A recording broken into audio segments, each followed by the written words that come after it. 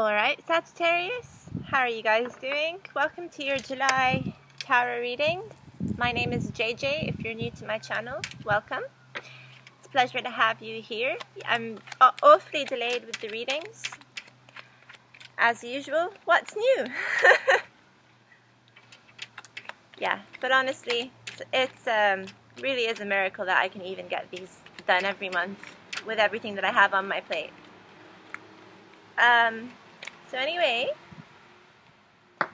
Sagittarius, we're outside because the weather is amazing.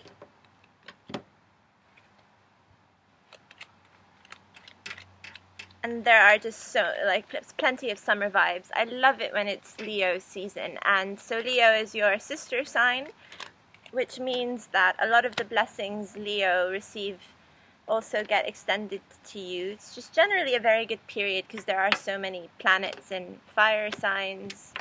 I haven't actually thoroughly looked at the astrology or anything like that this month, aside from, a few, I dabble here and there. But generally, fire feeds more fire.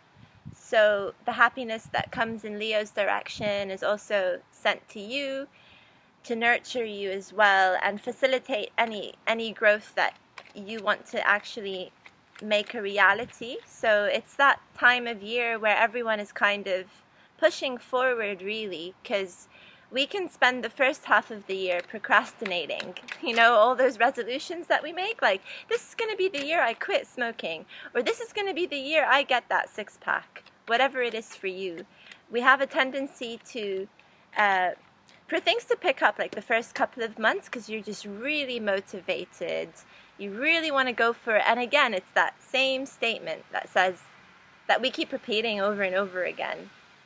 This year will be the year. This is it, you guys. Like, I will not fail this year. This is going to be the year, So the first couple of months, you're really out to prove it to people that you can get everything you need to get done. Then life gets in the way, right? So we start to procrastinate. So now you get to look back and adjust your schedule.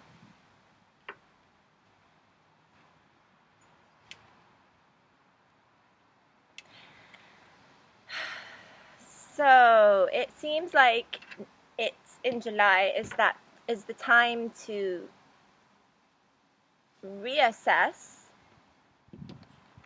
where you're going to be emotionally investing your time. Okay? Not everyone, but a lot of people are getting this card, the Four of Pentacles. That's just talking about keeping what's dear to you really close, but it's also being overprotective of the things that you own and how you spend your money as well.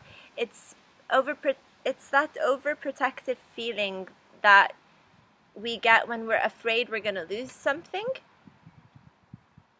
But the Four of Pentacles also does talk about stability and security and achieving that to some degree, because everything that this character is basically stepping on, he or she owns, and no one can take that away from them. But there are certain things that you have that you hold dear to you that you are always afraid people are going to try and take away from you, and other things that you make readily available for others to just snatch. So there is this aspect of the card that says, I know what I have. I also know what I want. I'm okay to let go of a few things, but for the most part, I would like to remain in this safe and secure spot and perhaps make room for more as well. That's where this Knight of Cups comes in. So either you will find more things coming your way and then you wonder how it is you're going to fit it into your schedule, or you have to decide, again, you see, where you will start to emotionally invest your time in July when it comes to things that have the potential to make you money, or otherwise things that you can learn from, so academic pursuits, but also professional certifications as well can apply in this case. So you don't have to be in school or university or anything like that. It's just this feeling like I need to focus on my development from the standpoint of trying something new and unique, and having this feeling that you can really start to appreciate yourself, or remind yourself of what makes you unique. Because we have this Nine of Cups here as well, which does talk about actually kind of getting what you wish for as well. So really this Knight of Cups probably for more people is receiving this opportunity, or actually being made an offer to add onto your toolbox. Everyone has a toolbox, but not everyone likes to talk about their toolbox. And by toolbox, I'm really not referring to an actual toolbox, though it can be. But the Knight of Cups sends all sorts of gifts our way, and the Nine of Cups makes sure that at least one of these gifts is something that we've been waiting for quite a while. Whether it's an emotional connection, though, will really depend on you. I don't see any court cards appear here, but I do see celebration ahead. But it's this kind of celebration that comes before the hard work kicks in. Do you get what I mean? Like, let's say you've been trying to nail a campaign for the longest time, and you've been putting a very good word in for to your boss or your team as to why they should take on a new initiative, or you've really been trying to build a new landscape for your business or something like that. Like, you've been trying to make new ties, secure more relationships and connections so that you can grow your network that way. So imagine this, like sending out 200 emails to people and waiting for some sort of response to come your way. And you can expect like 10% of people to actually respond, let's say. And there can be this period where it's like a rough, whoa, no, cards don't fly, I'll be right back.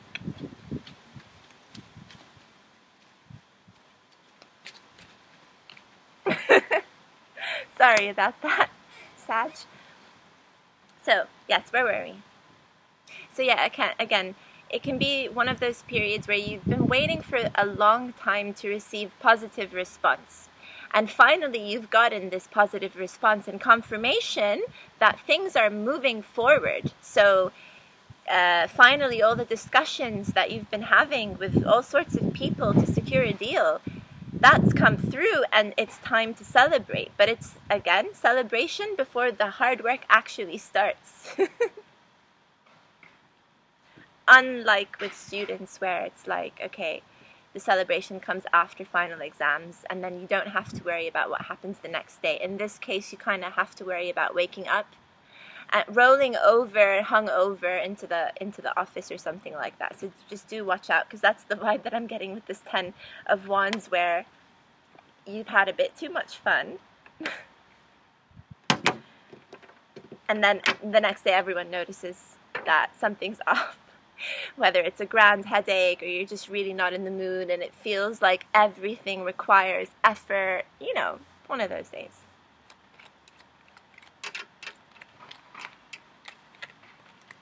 Look at that, Temperance, and it's come out, and I tell you what, Sagittarius, it landed right on top of this three of Cups. So yeah, balance is key.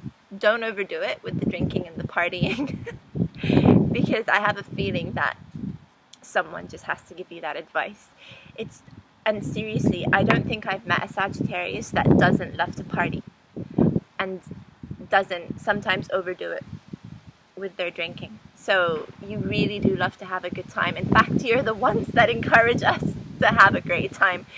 So you're the ones that will pour us that second round of drink, or without anyone asking for one. You'll just buy them a drink anyway. You really know how to get the party going and how to keep it going. I love that about you guys. So, but really watch it.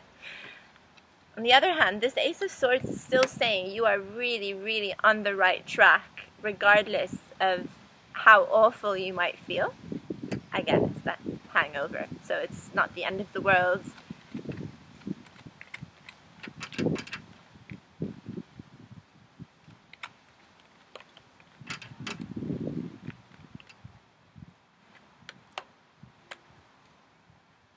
Yeah, still more work to be done. Oh my gosh.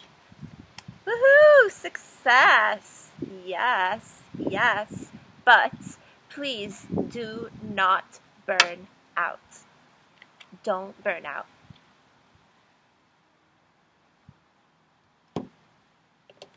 There is so much work that needs to be done here. Like, I'm sorry, you can't really avoid it this month. It's now or never. So this is the month that you either truly secure these deals and keep them going, make sure that that freshness, that liveliness that you get from this confirmation that things are moving ahead, make sure you stay on top of things, okay, Sagittarius? A lot of cards are flying. I'm seeing this, so I'm covering the cards because I don't want any more to fly away. Usually this is like a bullshit card to me, but this time I'm actually reading this as success. This Ten of Cups is really saying you're making it big and you're happy about it. It's just in between these moments of success and happiness, there will be a time when you start cursing the day you decided to have one too many whiskeys or vodkas, whatever your poison is. Oh no. Let's just wait. Let's just wait until the wind calms down a bit, shall we? So after this Ten of Cups is the Nine of Swords. So that's the burnout card for in your reading. That's how I'm seeing it. The Nine of Swords is like, please don't overdo it, Sagittarius. Your health has to come first. Actually, quite a few signs need to take this into consideration this month because it's summer and everyone is so eager to have a good time, go out and have fun. But we also have responsibilities. We still have to somehow wake up the next morning and work our full 8 hours, or go to school, or drop off the kids, or clean the house. Basically, there are never-ending tasks that just need to get done, right? So, Sagittarius, it's a very, very good month for you. There is a lot to be excited for. Don't get lost and down in the dumps with this Nine of Sword energy, please. So try to recover from these down periods. There is a lot of up and down, but that's very natural because you wouldn't really be able to appreciate finer days and that celebratory, have a reason to celebrate, really. Nope. If we didn't have our off days as well. It's the off days that make the on and fun days really, really count as fun. Okay. See if there are any more cards that are going to come out.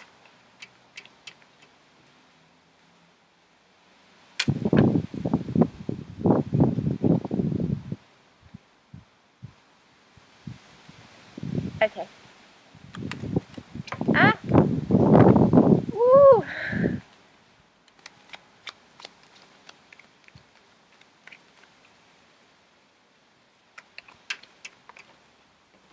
Yep, 2 more. Yes. Yes! Okay. Truly, truly, truly. Yes. Okay, so this 10 of Cups again, I am reading as success. And to confirm that for you, yes, okay, success is yours for the keeping with this 6 of Wands here. Right next to it, Four of Wands. So yeah, back to this Knight of Cups. This makes this Knight of Cups a lot more interesting, because it can really indicate for some of you that this is an offer of love that's coming your way. Maybe even more than one offer of love, which is why it's right next to this Two of Pentacles, and you have a choice to make. It's a good choice, though. This is not one of those bad dilemmas to be in. And it can also be two competing business proposals as well. So again, with this massive bulk outreach that you do, and then you thought you weren't going to receive any responses, and the turnout just ends up being the complete opposite. So there's a lot of enthusiasm coming your way, and now rather than have one deal that you get to fall back on, you've got more than one deal to look forward to, or have to make a choice between the two. But they're two great deals, great offers, because the Two of Pentacles to me is never anything urgent or dire. It's not saying that one way is better than the other way. It's actually wanting to be able to juggle everything all at once so that you don't have to pick between them, okay? And sometimes that works to our benefit when we have the time and skills to do this, but other times it's because, again, it's like juggling eggs in the air.